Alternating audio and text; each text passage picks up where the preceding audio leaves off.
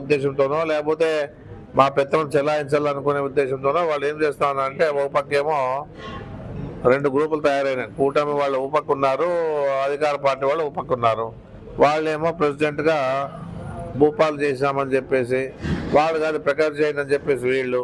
ఇది ఎవరికి సంబంధించింది కాదు. లారీ అసోసియేషన్ అంటే పార్టీకి సంబంధించిందే కాదు. ఇది ఈ పరిస్థితిలో వాళ్ళు కూడా తెలుసుకోవాలా. దీని నుంచి ఎవరికి లాభం లేదు, కానీ లాభం ఏం లేదు. దీని నుంచి ఇంకా చెడుపే. ఎందుకంటే నేను ఎన్నోసార్లు చెప్పిన లారీ అసోసియేషన్ అంటాకే పోవద్దని చెప్పినా కూడా వాళ్ళు బలవంతంగా లారీ అసోసియేషన్లో ఎవరైతే లారీలు ఉన్నారో వాళ్ళంతా మన దగ్గరికి వచ్చిన తర్వాత ఊరికే గౌరవ దశలుగా ఉన్నాము. వచ్చిన అమౌంట్తోనే మన వాళ్ళ ద్వారానే ఆ బిల్డింగ్ కూడా కట్టించాం.